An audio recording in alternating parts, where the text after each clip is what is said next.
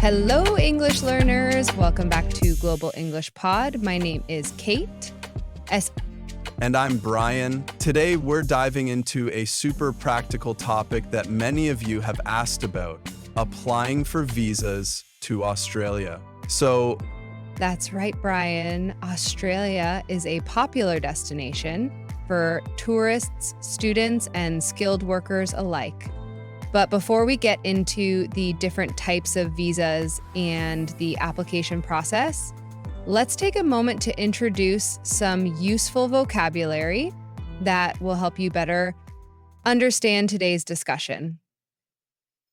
All right, first up, financial independence. Oh, I've heard this term a lot. What exactly does it mean? Basically, it means the ability to support yourself without needing help from others. For example, when applying for a visa, you might need to show proof of financial independence, like a bank statement. So it's basically showing that you won't run out of money while you're there. Exactly. It's really important. What's next? Ties. Ties, like family tie? That's exactly right. Ties are your connections to your home country, like having a job, family, or property that show you plan to return after your trip. Oh, wow, that makes so much sense. So if I own a house or have a stable job, those are considered strong ties? Yep, spot on. Got it. Okay, what else? Here's a big one, health insurance. Oh, no, don't tell me that's mandatory for visas too. Oh, yes, it often is. Most visas require you to have health insurance to cover medical costs during your stay. Wow. I guess it's a safety net, though. No one wants to deal with unexpected medical bills abroad. Uh, Exactly. Better safe than sorry. all right. What's next on the list? This one's interesting. Harvest season. Oh, I like the sound of that. What does it mean? It's the time of year when crops are gathered. A lot of people on work and holiday visas take up temporary jobs on farms during the harvest season. So how many people exactly do you take care of in this operation? Like, are you taking care of just one, or are you guys taking care of... Oh, wow. So they get to like work in the countryside. That sounds amazing. Um, I I was born and raised in San Francisco, but It is. And it's a great way to meet people while earning some money. I love that. What's the last one? Visa requirements. Oh, this one's pretty straightforward, right?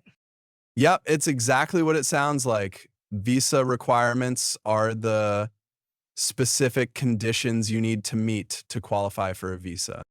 Like age limits or showing that you have enough money.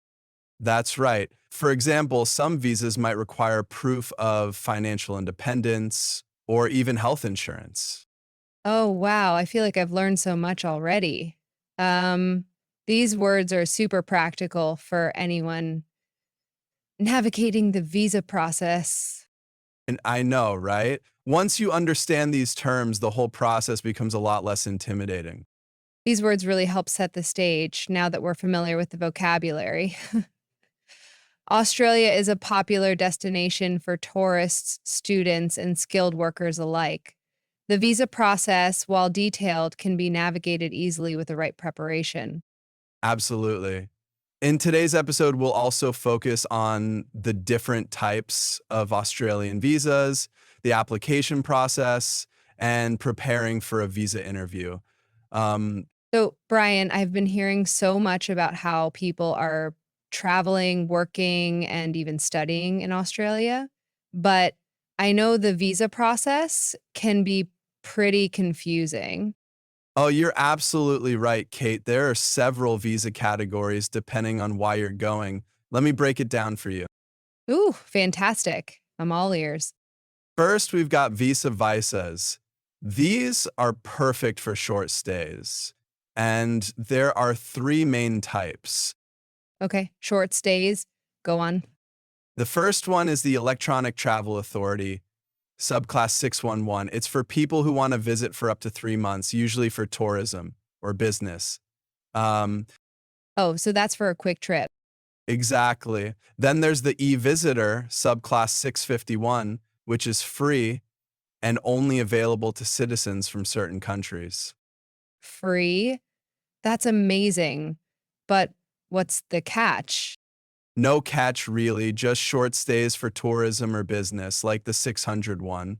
And finally, there's the visitor visa, uh, subclass 600, which is more flexible and allows longer stays up to 12 months. Um, I Oh, wow, up to a year. That's fantastic. So this one's probably for families or people who need extra time, right? that's right. Okay, so that covers visiting. What if I want to work there?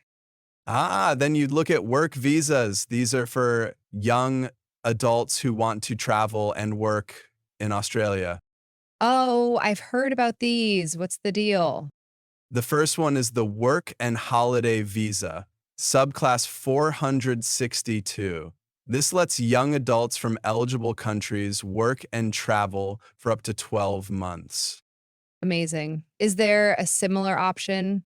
Yep, the Working Holiday Visa, subclass 417. It's almost identical, but for a different set of countries. Oh, I see. So it depends on where you're from. Exactly. What about people with specific skills? I heard Australia really needs skilled workers. Oh, absolutely. Skilled visas are for that. They even offer permanent residence in some cases. No way, permanent residence? That's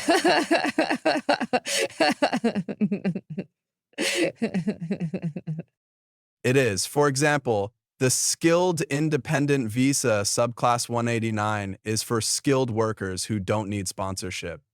So basically, what they'll do is they'll take people. Oh, wow, that sounds like a great option. Then there's the Skilled Nominated Visa subclass 190, where you're nominated by an Australian state or territory. Oh, so they actually invite you to come and work there?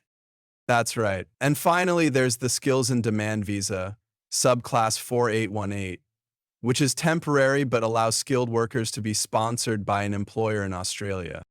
Wow, this all sounds so well thought out.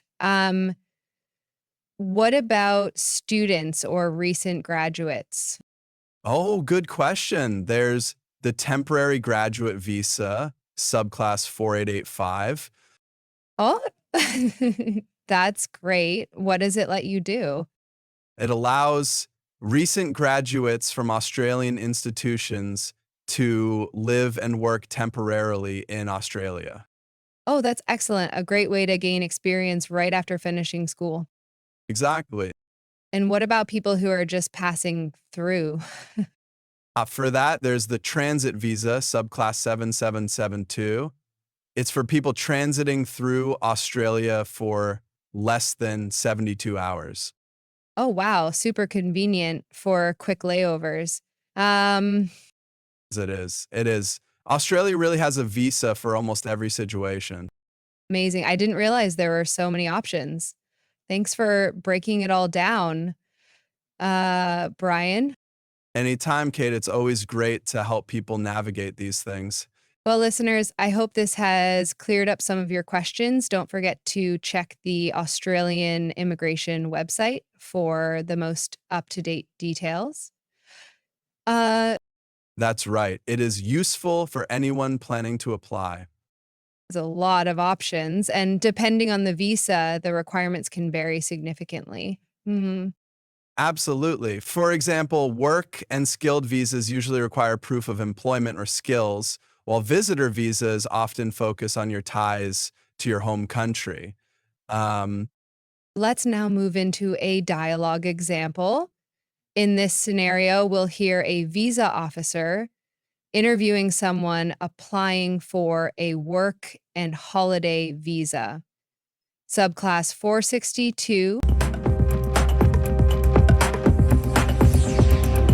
Good morning. You're applying for a work and holiday visa.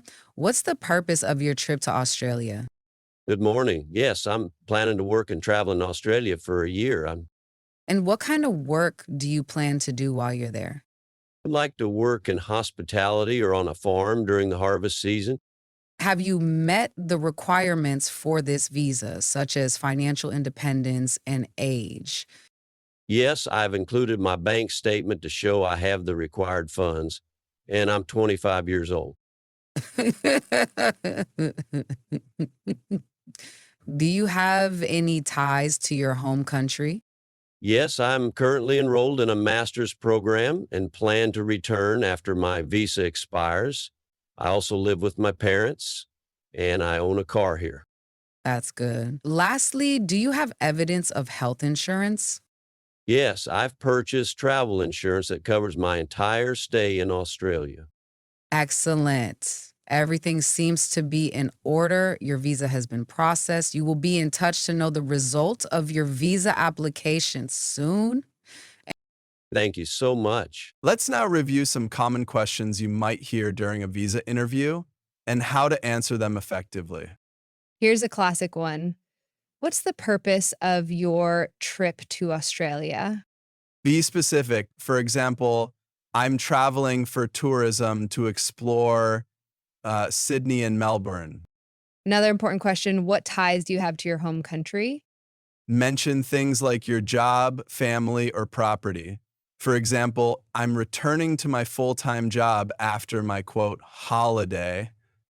And finally, do you have evidence of financial independence? Always bring a bank statement or proof of savings. For instance, here's my statement showing I have $5,000 for my trip. That brings us to the end of today's lesson. I hope this has helped clarify the Australian visa process and interview preparation. If you've applied for an Australian visa, share your experience on our website. We'd love to hear from you. Thanks for listening, and good luck with your visa applications. See you next time.